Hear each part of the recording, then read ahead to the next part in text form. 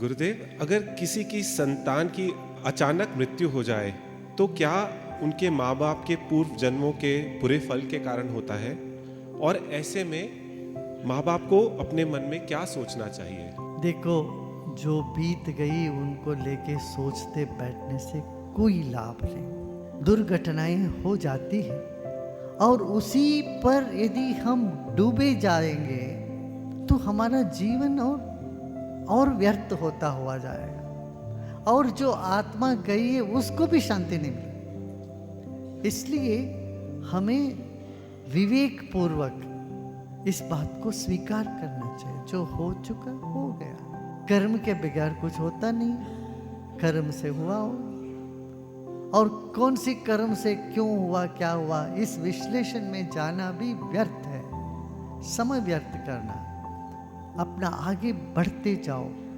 पता नहीं तुम्हारा कितना ऐसा जन्म हुआ, कितने बार तुम इस धरती पे आए हो, तुमको पता नहीं। तुम्हें ये सब स्मरण आ जाए सड़क में जाते वक्त, अरे मेरे चाचा यहाँ हैं, अरे मेरा पोता यहाँ है, वहाँ मिनिस्टर बन के बैठा है, या मेरा पोता इधर नौकरी कर रहा है, इधर मजदूर बन के खड़ा है। ये सब तुमको पता चल जाए, तुम्हारा नाता पोता सब इतने सारे जन्मों के सब उखड़ाए, तुम बौखला जाओगे।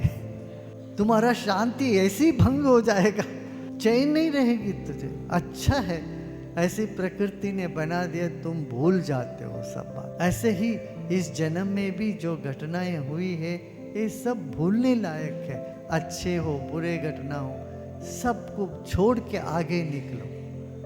दरिया बह रही है और हर क्षण दरिया में पानी नया पानी ना हो तो दरिया बह नहीं सकती। बहती हुई दरिया में अपने आप को डालो। ये जीवन है, ये जीवन की सफलता का मार्ग। बैठ के वही सोचते रहे। दर्द होता है, मैं समझता हूँ, होता है, पीड़ा तो होती है, और जाग के देखो ऐसी पीड़ा कितने लोगों को हो रही है दुनिया भर।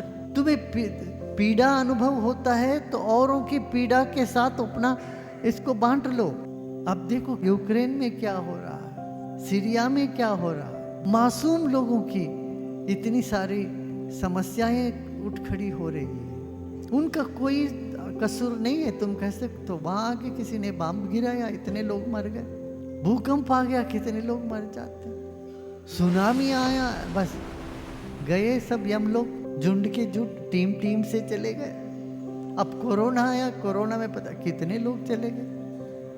भाई ये प्रकृति का रहस्य है, इसको जान नहीं सकोगे, इसको सिर्फ तुम स्वीकार ही करना पड़ेगा। गुरुदेव, जब हमारे आसपास किसी व्यक्ति की मृत्यु हो जाती है तो कुछ दिन तक जीवन और उसकी क्षण भंगुरता के प्रति बहुत सजगता रहती है। रोज़मर्रा की दिक्कतें छोटी और निरर्थक लगने लगती हैं, पर कुछ ही दिनों में माया वापस हमें जकड़ लेती है।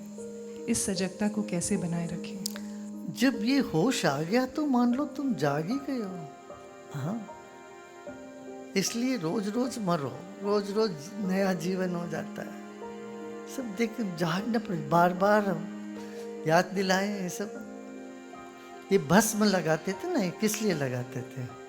हाथों में लगाते हैं तो हाथ में देखने से पता चला रहा ये चमड़ा, आज जो त्वचा है, चमड़ा है, कल ये भस्म हो जाएगा।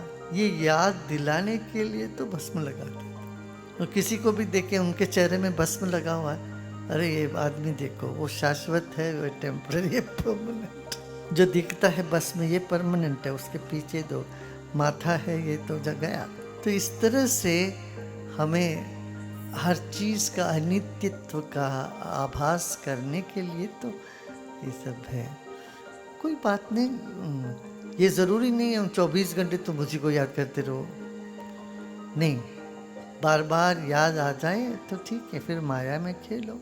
पुनरपि जन्मम पुनरपि मरणम पुनरपि जननी जठरे शयनम। इससे बाहर निकलने के लिए क्या करना पड़ेगा? जो अभी कर रहे हो यही करना है, सही जगह हो।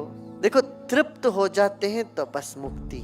तृप्ति का अभाव माने कुछ तो चाहिए ना, इसीलिए तृप्ति नहीं है। कुछ चाहिए तो यदि भरोसा है ये मिलेगा तो समर्पण करके शांत हो जाता मन।